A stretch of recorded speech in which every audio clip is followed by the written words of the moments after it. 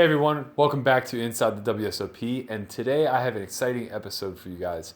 As you probably well know by now, I ran deep in the 1K double stack, and on day 3 I have a couple really interesting hands, one of which my play works out, and the other of which kind of led to my demise. So I want to run through these spots really quickly, but more importantly I want to touch upon a bigger subject, which is something that's kind of been plaguing me for the last few months as I delve into new strategy construction and kind of stray a little bit away from what I deem to be my defaults. And that's just self-trust. It's an area that I've never personally really struggled much in. Don't get me wrong, through all the peaks and valleys of my career, when I'm at my lowest lows, obviously my self-trust is far more compromised than when I'm at my highest highs.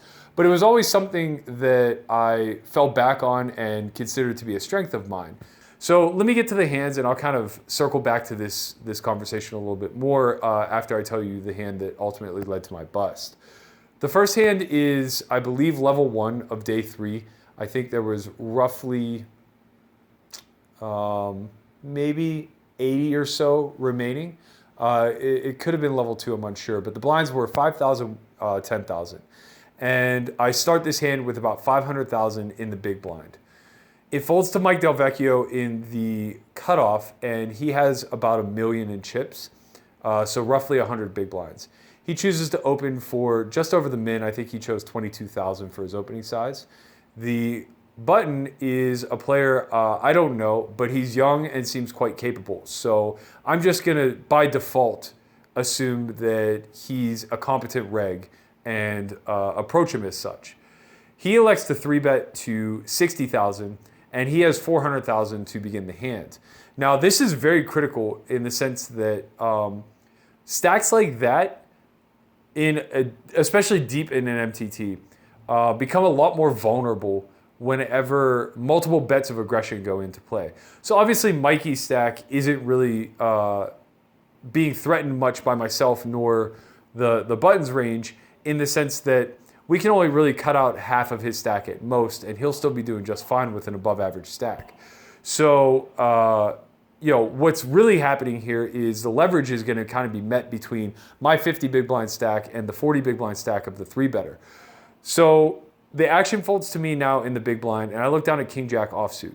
Now clearly in most scenarios, this would just be a muck. But given the formation that we're in, where it's a cutoff open from the chip leader of the tournament, a button 3-bet by an above average stack who I deem to be quite competent, I have a lot more to consider now.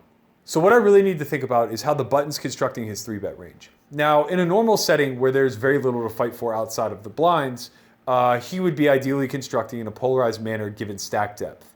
And what that means is basically he'd be choosing some portion of his value hands and some portion of his weakest holdings that still maintain equity to construct. So commonly you would see something like queens plus, ace king, ace queen, and then a few suited wheel aces to round it out, giving you proportional bluffing range. Because we're in a tournament scenario where there's massive incentive to consistently steal in order to chip up and increase your rate of survival, I actually think that the way a polarized range is constructed is a little bit too wide.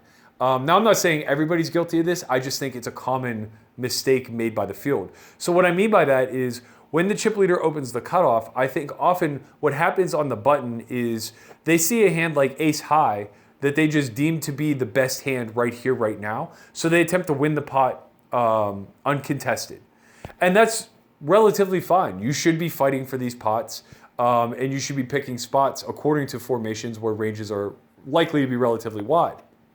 Now, the reason why this works into my favor, if my assumption is correct, is because I have a really good hand that unblocks all of my opponent's 3-bet folds. What I mean by that is, with King Jack off, I'm blocking jacks, I'm blocking kings, I'm blocking ace king, and I'm blocking ace jack, which is a little less relevant, but is a hand that, particularly of the suited variety, he may be likely to continue with. So since I'm blocking all of those hands, that really reduces him to very few combinations of the top end of his range. More importantly, it unblocks ace 10 through ace deuce, especially if he's 3-betting all of the offsuit variety. That's a lot of combinations of 3-bet folds.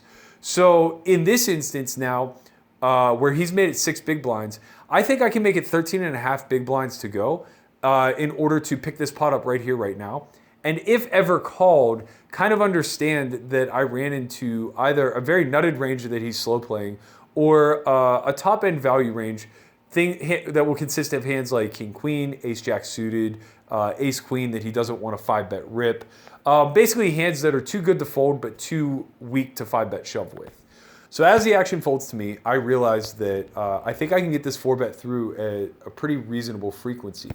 I'm going to be risking a little under a quarter of my stack in order to increase my stack by about 20%. So I choose to make it 135K in order to pick up the pot of roughly 113,000 or so, give or take. And what we see is a fold by Del Vecchio, who, even though he's the chip leader and kind of would have free reign to reapply pressure to both of us, there's really no reason for him to be risking here, and it's in a situation where one of these two ranges should be legit. Even if I'm constructing my cold four-ing range the way that I am, it's still relatively pulled. I'm just not choosing any of the ace X combinations that you would see in a standard 4-bet pulled range. And instead, I'm just inserting king jack and king queen exactly. So Mike folds, and my opponent now on the button seems to have quite a decision. He tanks for a while and then disgustingly folds what I would probably assume to be a hand like ace queen off or ace jack. The only reason I'm saying that is because, those other hands just hit the muck relatively quickly. Even if he chooses to save face, you're really not going to see much emotion out of that. It seemed like he had a hand that he was emotionally tied to, but didn't really want to continue with. Moving on, now we're down to 23 people, and I've gotten myself into quite a pickle. Now, this is a byproduct of who I am and how I play. When you take it to the streets, you kind of put yourself in these very, very, very thin scenarios where you have to really have a lot of trust in yourself to be correct. So the way this hand breaks down is the blinds are 40K, 80K, with a 10K ante. I'm in the big blind and I have 1.1 million. Under the gun is the chip leader with about 5 million, and he's by all accounts a recreational player. He chooses to open to 180,000, and it folds all the way to the small blind, who also by all accounts seems to be a middle-aged recreational player. He thinks for a very long time, looks like he's close to folding, and then calls. I look down at ace-9 off, and I think this is really close. I could probably justify all three actions: folding, shoving, calling. And, just to keep this simple, I elected for the safest route because I think that I possess a skill edge post-flop against my opponents. So I like to just call, and we see a flop of Jack 7-3 rainbow. Checks through. The turn is a 5. Small blind checks, I check, and the original raiser now down bets to 125K. Now, what's really relevant about this down bet is I've been playing with this gentleman all day long, all the way from about 100 down, and he actually ran a big bluff against me earlier in the day where his tournament life was at risk. He opened button, I flatted big blind with king 6, and he bet shoved on king queen jack deuce 3. Ultimately, I had the clock called on me, and my hand was killed before I could make a long call on the river. He very promptly tabled 8-9 suited. So, he has the capabilities. But moreover, I've seen him get caught bluffing a few other times, and each and every one of them was this 5th pot, 6th pot kind of bet sizing. So the second he makes it, I'm very, very confident that he's bluffing. What I'm not necessarily confident in is that I have the best hand. I think he still could reasonably be bluffing with ace-king or ace-queen, just trying to clean up some equity. However, I also think that if I continue through a call and he has one of those hands, it's very unlikely that he's going to shove river. So I'm getting a good price. I still may just have the best hand, and I don't think he's going to follow through with the handful of hands that beat me. So the small blind folds, and I elect to continue through a call, leaving myself with about 9 big blinds behind.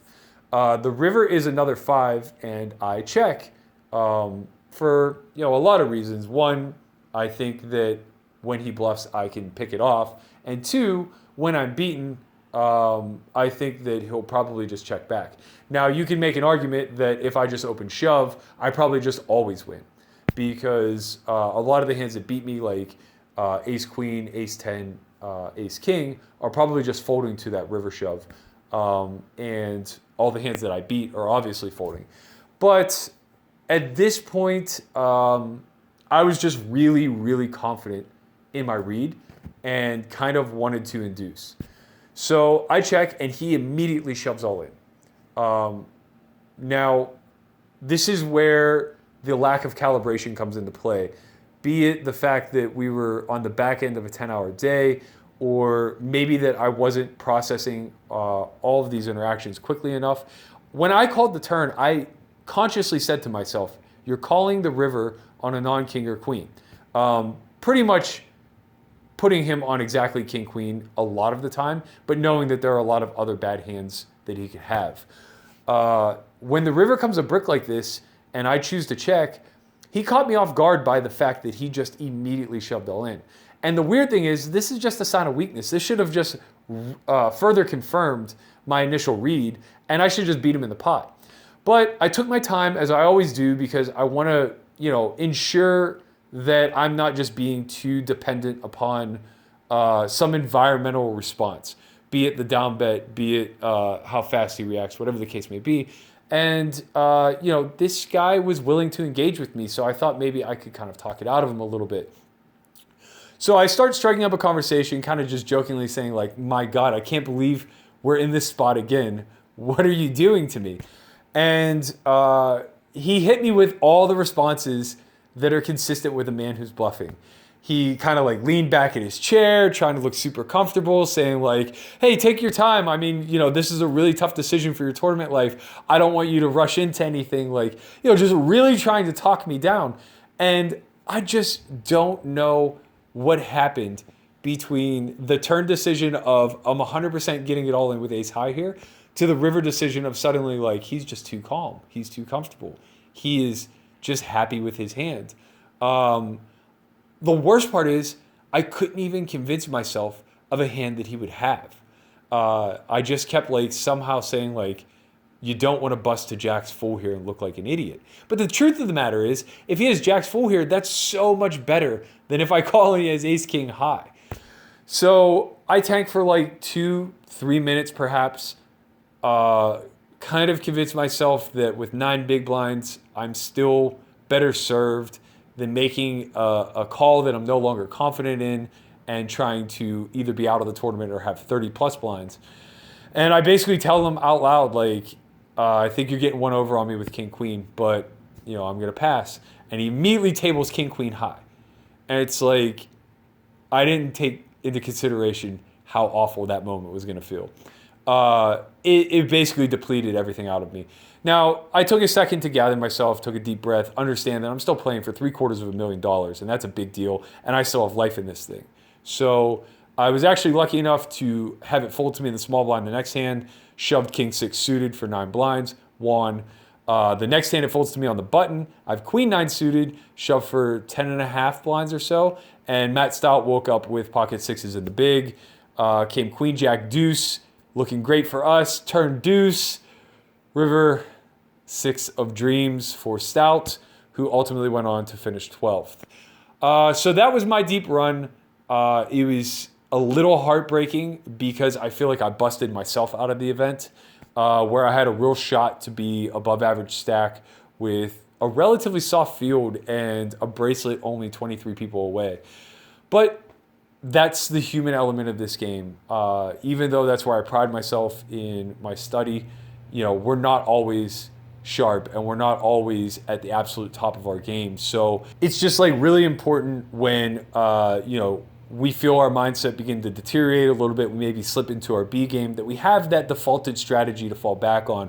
The one that is rooted heavily in fundamentals and mathematically sound plays, not ones that are reliant upon the nonverbal or even verbal communication between a couple of players, where we're just preying upon weakness at that point. So ultimately, I fell a little short, and it was at my own hands, but I learned a ton from this. I was really distraught last night, and I've spent the last 24 hours really processing exactly what happened and why it happened, and how I allowed it to occur. And I feel better for it. I feel more engaged. I feel more locked in because of it. So I'm hoping to string together a few more deep runs. I'm also going to get a couple more invites to the big game, possibly this weekend. So stay tuned for all of that. If you haven't already, please check out our other vlog. Results may vary. It is a very humorous, artsy take on the WSOP and vlogs as a whole. Our production crew, Pigtails, has absolutely been killing it. And I'm so tired of seeing the comments of, why don't you guys have more views? Why don't you guys have more subs? This stuff is great. Well, tell somebody, share it, get it out there. Let's make this thing go viral. Thank you guys again for tuning in. Please, if you haven't subscribed, hit that button below. Leave us any comments or feedback that you'd like us to respond to. I'm happy to engage in any sort of discourse through the comment feed.